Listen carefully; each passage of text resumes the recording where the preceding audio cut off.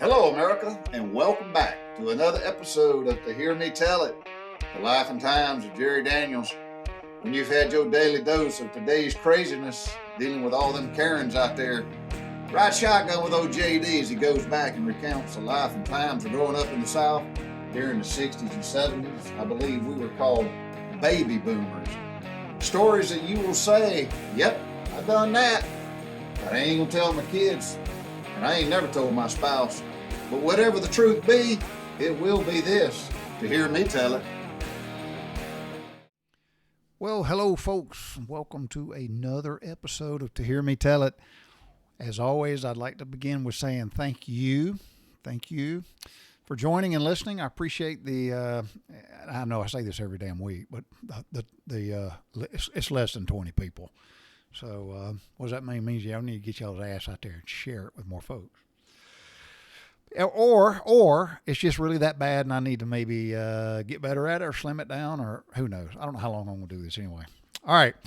Man, golly, Pete, y'all believe it? It's August the 13th. August the 13th. Had an anniversary last week. Me and Miss Laura have been married 38 years on August the 8th. 38 years. And it's not good, bad, or indifferent, but we're at a stage in our life where our anniversary came, it went, and I said, happy anniversary, baby. She said, happy anniversary, baby. And that was the extent of it. So that was it. So I didn't even post anything on Facebook this time. I just, who cares? But I'm blessed. I thank God for Miss Laura, and I thank her, but I thank God for Miss Laura. What a blessing it has been and is to have found and I'll say given a good mate, because y'all know the story how me and Miss Laura met. So it's a long story. If you haven't heard it, tell me and I'll tell it again. Hopefully I'll just tell it the same way. That's what you can get in trouble telling stories, because you can tell a story and then as we get older, maybe the next time you tell it, it's not the same way. So, but we tell a story based on our memory, and our memory starts to get, gets worse and worse as we get older. So I'm a little sweaty. Let me tell you why I'm sweaty. I'm a little sweaty because I let the chickens out, and I try to let them out, to free range. I know that's a very loose term, but I try to let them out a couple of times a day to release their stress, let them get out and stretch their legs, and they get to be out, not in the pen all the time. So, and Today is the first time that it was noticeable that the four girls that are almost 16 weeks old, 16, 17, no, 16. I think it's 16. Hell, I got to look at my phone. Ain't that a hoot? I done forgot already. They're 17 weeks old. So the younger girls, I call them my minor league. There's four of them. A Barred Rock, a Black Australorp, and two Rhode Island Reds. They're in the minor league. They're 17 weeks old. And today was noticeably an indication that they're starting to assimilate, meaning instead of the older girls just picking on them all the time, they don't pick on them as much, to the point where the younger 17-week-old girls are starting to pal around with the 22-week-old girls. And they're like, when I let them out, the first 8 to rush out the gate are the ones that are 22 weeks old, and then the other 4 hold their place and they go out. Historically, they go out and hang a left, and they go and they kind of graze in an area by themselves, and they just haven't been fully accepted into the flock, I guess is the word. But today I noticed a little bit yesterday, but today it was really noticeable different because the 8 took off out the door. Actually, it was 7 because Miss Laverne. Laverne was in there laying an egg, so she didn't come out. So 7 of them took off running out the door. The other 4 took out and went with them, followed them all the way down toward the edge of the woods. So that's a good sign. The bad sign is the damn chickens are getting comfortable, and they're getting courageous, and they're not coming when I call them out, they don't come back to the pen with the treats. The treats ain't, I guess, as effective, And 3 of them, I had to go down in the woods to get them out of the woods. And of course, they don't understand me, and I don't understand them. But it's me verbalizing. I'm down there with a stick in a damn woods, and this time of the year, it's spider webs like crazy. And I'm in the woods with my damn flip flops on, knowing I'm getting poison ivy again. And I'm like, you sons of bitches need to get out of the woods because y'all ain't nothing but damn a predator. I know prey. Y'all are prey to a predator who is lurking in here, and it could be a fox or a hawk or whatever. So anyway, I don't want to lose one of my chickens to a predator. So anyway, all right. Again, thanks to those who listen. I mentioned something last week. I didn't follow through with it. Last week I did strictly as a volunteer. I presented a 2-hour presentation at our Chamber of Commerce, an introduction to OSHA with a focus on record keeping, which is called the 1904. So I did that, and the response, I guess, when they put it out was pretty good. We had like somewhere between 10 and 12 people register. And Joe Stitka brought his buddy Daniel with him from their company. But other than them two, not counting the girl that works at the chamber, and she's awesome, only 3 people showed up. And I'm thinking, that's I ain't gonna say it was sad. I was just disappointed. I was disappointed because it's good information. It's relevant information. It's information that can help a small business owner reduce their exposure to liabilities, in particular to federal mandated laws with regards to OSHA record keeping. And not that many people came. I was a little, anyway. All right. Anyway, blah, blah, blah. Of course, can't talk about the bees no more, damn it. But I will talk about, I've already talked about the chickens. Miss Curly is my only laying black Australorp. I got 3 black Australorps that are 22 weeks old, and then I got another one that's 17 weeks old. But out of those 3 major league girls, only one of them's laying. She's been laying since she was 18 and a half weeks old, 18 to 19 weeks old. She's been laying, and she's the one that had the big sores on her back. I've treated them, and they appear to be healing very well. And she lays a very light brown egg. Her name is Curly. I call her just Miss Curly. But Miss Curly is the only one, and she makes a really weird sound when she lays eggs. It's hilarious. It sounds like it's like some kind of freaking alien. I don't know. It just sounds weird. Don't sound like the rest of them. But the other 2, Larry and Mo, ain't laid a damn egg yet. And we're going to have a conversation again. But everything I read says that black Australorps don't start laying. Normally, the average is somewhere between 5 to 6 months old. So they're not there yet. So anyway, I'll take what I can get.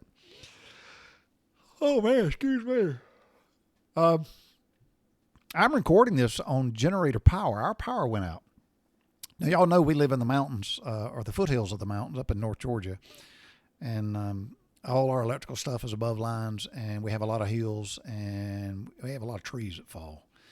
And who knows what's going on, but the generator, we have a whole house system generator built in, and we love it. It's a Generac, and there's a company up here, a guy named Scott Fowler owns it. It's called PSU, Power Supply Unlimited, and Scott's a good man.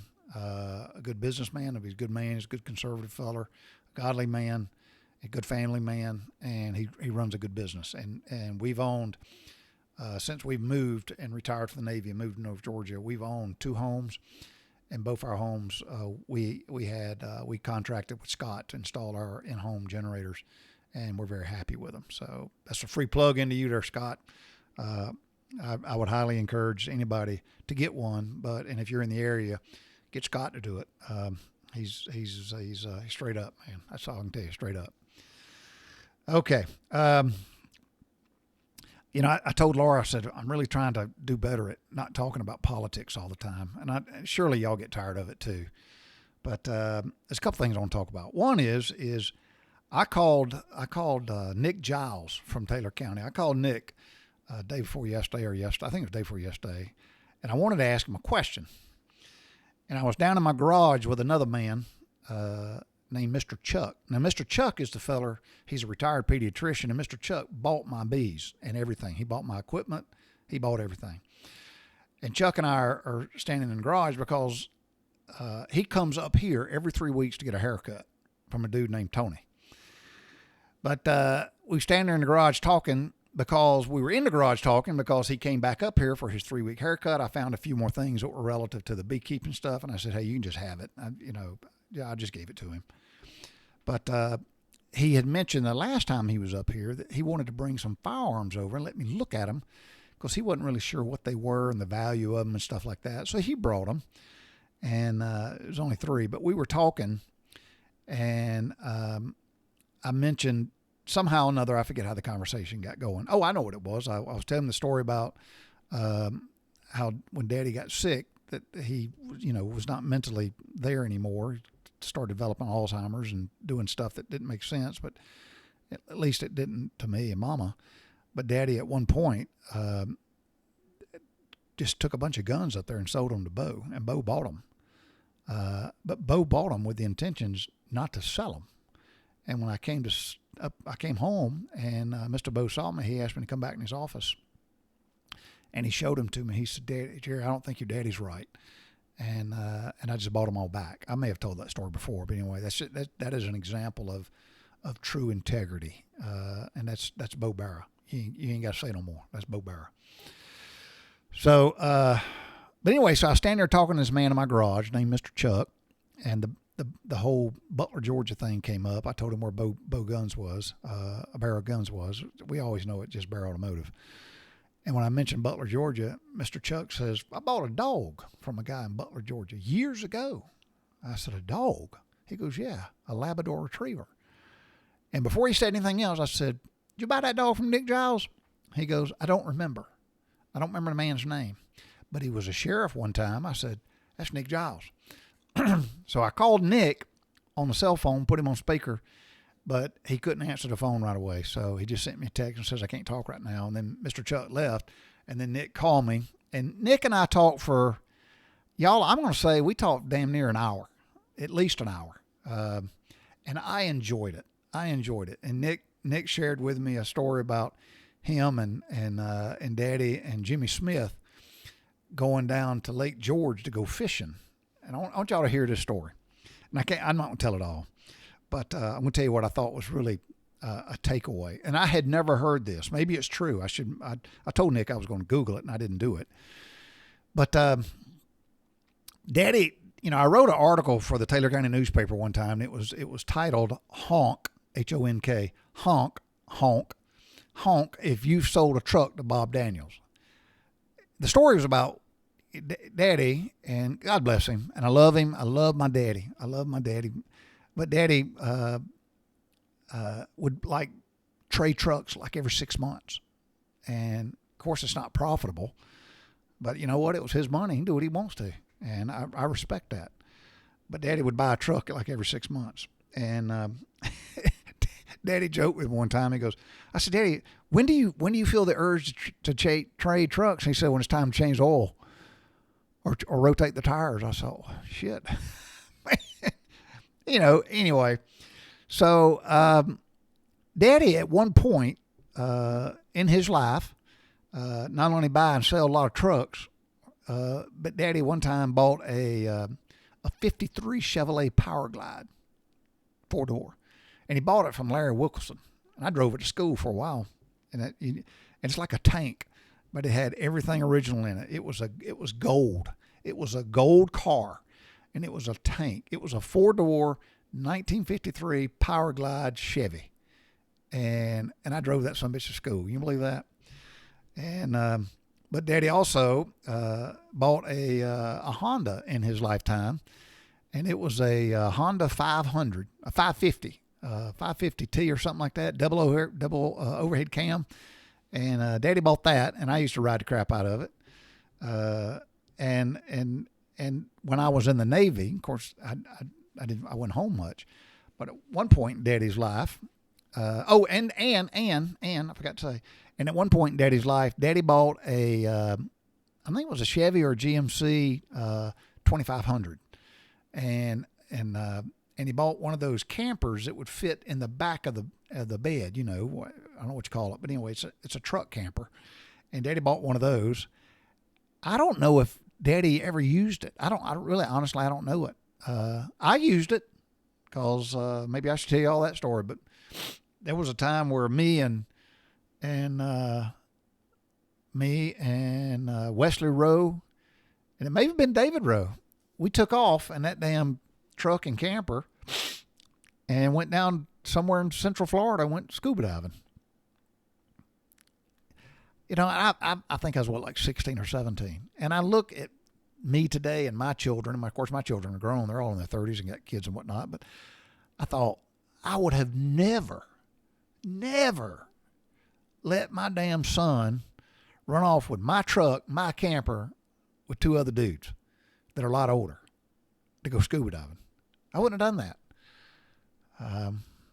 Maybe I was different. Daddy was damn sure different. But I'm thinking, boy. But here's a credit to Bob Daniels. He trusted me, and nothing happened. I brought it back. And then there was a time where I was wanting to, spread my wings and get my thing. And hell, there was months. I lived in that camper in the backyard, and it was just how you get it off the truck and you can lower it back down, and had power out there to it, and that's hell. I hung out there. Why? Because I could watch TV and stay up late and whatever, teenage stuff. So, and I'm digressing. So Daddy did buy a camper at one time, and I don't remember when or how or when he sold it or whatever. But when I was in the Navy, Daddy bought a damn boat. I'm squirreling, I know. I'll get to the story. But Daddy bought a boat, and evidently it was a really nice bass tracker. And Stephen, I think, was home when Daddy bought this boat. And then Daddy had a little thing put up in the backyard to put the boat in, one of them metal carport things. And I never saw the boat other than sitting on a trailer in the backyard. And I think Daddy put it in the water one time, I think. And apparently that one time, if I'm correct, that one time is when Jimmy Smith and Daddy got Jimmy Smith and Nick Giles to go fishing in Lake George. And I'm not going to tell you the whole story. I won't tell you the whole story. It's a good story. I'll let Nick tell that story. But I never heard this. But according to Nick Giles, Nick was driving the boat, and they was getting across. And y'all know Lake George is like 4 or 5 miles wide. It's a huge lake. It's massive. And Nick said that they were, getting along at a pretty decent pace. And then Mr. Jimmy said, "Ho, ho, ho, ho, stop. And I think what was, I'm trying to remember the way Nick told it, but he told them to stop. And I think they circled back and got right back on the track, and they made another pass of what they hit. They backtracked, and they were going over real. He told Nick, go real slow, barely moving on the area they had just covered. But something prompted Mr. Jimmy to say, "Hey, go back and let's go over this spot again."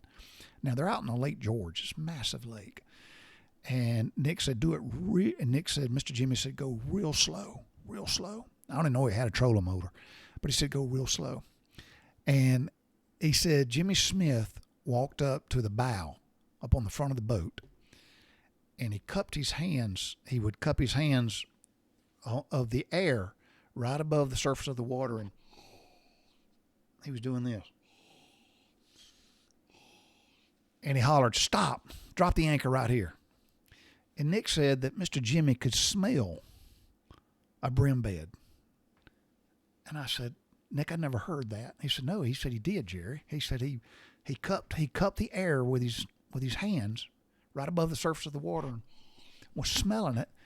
And he said Mr. Jimmy knew right here. He said they dropped anchor and they fished, and within no time filled 2 coolers of brim and crappie. Just like that. Yep. Said that they had so many. Now, this part I damn sure believe. I believe the other part too. But I just never heard of it before. And I thought, wow, that was, and I told Nick I was going to Google it, but I didn't do it. But he said that when they got done, they they never went anywhere. They just fished at one spot, loaded up 2 coolers. He said, Jerry, they were slam damn full. And they said, let's go. They pulled up the anchor, started heading back to where they launched, and said that Mr. Jimmy told Daddy, he goes, Bob, hand me my bag. And he said that Jimmy Smith used to carry a bag, looked like a doctor's bag. And he said he opened it up and he had a fifth of something. And said they started nipping on that on the way back. Got back, and you know how the fish camps are. And there was some old gals looked pretty rough. They was up there. And I don't know what their occupation was. But either Daddy or Jimmy's asked some old gals, they say, hey, y'all know anybody that clean fish? We got a mess of them. And Daddy and Jimmy and them, they didn't want to clean the damn fish. They just want to fish. So, and I get that. I feel the same way about when I go fishing or if I go dove hunting. I'm thinking, shit, man, I got to clean these sons of bitches. So sometimes that's a reason not to do it, because it's just, we ain't, as Daddy would say, you ain't that hungry. But these gals look pretty rough, and they said, we'll clean them. And I don't know what the price was agreed on, but they agreed on them, and they had the table set up there with the water hoses and whatnot. And these gals cleaned these fish, and they sat and watched and drank. And when they was done, I think it was Daddy, maybe it was Daddy or Jimmy, I don't know which one, but said, hey, we're gonna go on down, and we're looking for a good place to have a drink and get something to eat. And these girls says, well, we'll take y'all. You know what? There's a lot said about wisdom. I'm going to say James T. and Daddy was like, that's okay. that's all right. We'll just go. And they actually went, and I think they got something to go, and they went back to the hotel room and do what old people do. They eat and they went to sleep. So, but Nick told me that story, and it's the irony that Nick Giles has a story about going fishing with Jimmy Smith and Daddy in a boat that I think that was the only time that boat was ever put in the water. Who knows? And I told y'all this story before, but just a few weeks before I shipped out to go to boot camp in the Navy, I went on a trip with Daddy and Nick's daddy, Tom Giles, and Uncle Emmett, Daddy's brother. And I went on a trip with them, and I drove. And we left Butler, Georgia, and went to Edenton and got Uncle Emmett. And then we lit off and went and drove up the East Coast all the way up to right there where up in Hanover County, way up there at the top, where North Carolina and Virginia meets on the Outer Banks. Got up there, and I was the driver, 18 years old with these 3 fellers, and driving in a 2-door Lincoln Continental. Not a whole lot of clothes. I don't know if we brought any clothes. They brought the little shave kit thing, and whiskey, and some beer, and we lit out, and I was the driver. That was my job. And y'all got to figure that was 1980. That was 1980. Daddy was born in 32, so if he was born in 30, obviously he'd been 50 due to quick math. But so my daddy was 48 years old.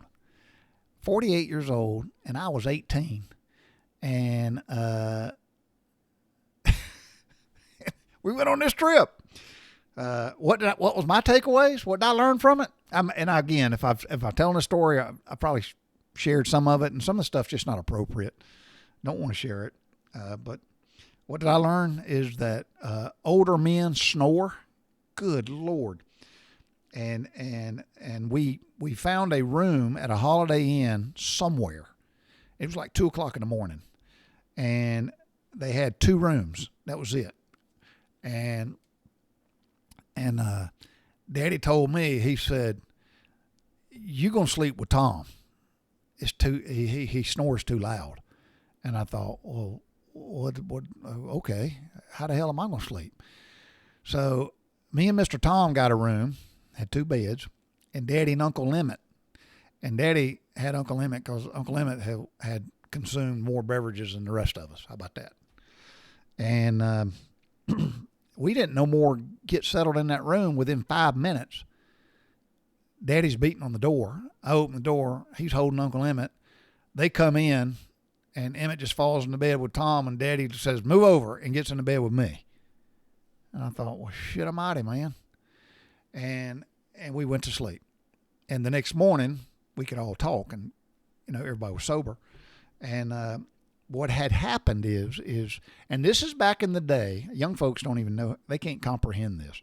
But this was back in the day where hotel rooms, like whatever, they didn't have key swipes. They had keys on them big triangular looking plastic hooter gators that has a phone number and address and all that shit and the room number. But they had keys. And they had given Daddy and Uncle Emmett keys to a room that there was people in. You believe that? So imagine at about 2 o'clock in the morning, you're in the bed with your wife or maybe somebody that ain't your wife, and the damn door opens up. Well, the guy had the chain on the door, the chain lock, and Daddy said he went click and he opened it and went bam, and then the door stopped because the chain, stopped. It only moved a few inches. And Daddy was standing there and he was confused, and he said, and before I could do anything, that guy had jumped out of that bed and kicked that damn door shut. And he said it sounded like it was going to tear the door out of the frame. He kicked it so hard. And Daddy, to his point, was like, could you imagine if I had my hand inside that door? He would have instantly severed. He would have damn sure broken, but he would have probably severed his fingers in that door, cut them off. And Daddy said he went down to the front desk and was like, holy crap, man, you could have got me killed. And anyway, that was a story. And we drove home the very next day. I think we was gone one day. It was a hell of a trip. And we were somewhere. It was not in a heavily populated area, but it was where like on the Outer Banks where back then, the rich folks had houses back, I guess, on the ocean front too. But we were riding. Of course, I was driving. It's dark. We can't find a room anywhere. We're hungry. Them three are fit to be tied. I'm doing all the driving, and it's there's not a lot of ambient lights. It's just the lights of the car, and we're on this beach road, and then y'all all of a sudden, pow! There's a damn woman standing in the middle of the freaking highway with a dog. I don't know. God is great. I don't know how I didn't hit her. I just like snatch, maintain control of the car. And then they were screaming, and I'm like, and they're hollering at me, what are you doing? I'm like, and they didn't believe me. I'm like, there's a damn woman with a dog on a leash in the middle of the damn road. And I damn near hit him. If I'd hit him, I'd have killed him. So anyway, all right. So that's, man, I told y'all I was going to try to keep it under 30 minutes. So, I could talk about politics. I don't want to get heavy into it. There's a lot going on, obviously. A lot of stuff's being exposed. The whole crap about the DC and the Texas. I can go into a bunch of stuff. And I told y'all what I said I was going to tell you, but is that Joe Sticka and his buddy Daniel from their company came to the OSHA introduction to OSHA focus on record keeping class, and I was really glad to see them be there, and I hope they found it informative, and I hope they share it with somebody. So, and if anybody's listening to this, I'll be happy to deliver that same information. It's about 2 hours long, and it's very beneficial, very beneficial. So anyway, that's all I got, y'all. We finally got rain. Praise God. And I do mean praise our Father in heaven. We finally have rain, and it is much needed. Much, much, much needed. And I'm going to be taking my egg candling class in Perry, Georgia on August the 26th. So I got roughly about almost not quite 2 weeks. Got a week and a half. I'll be down in Perry, Georgia. Doing that, and that way I can sell my eggs legally, and that's it. So my garden's almost over with. I went out there yesterday and picked a mess of cherry tomatoes. My big tomatoes are all done. My cherry tomatoes are all done because the ones that are now ain't no bigger than your thumbnail. They're the smallest ones.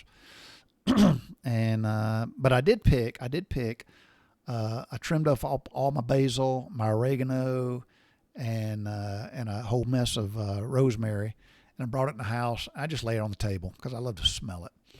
But I grilled two steaks, and I marinate them with a lot of a special seasoning.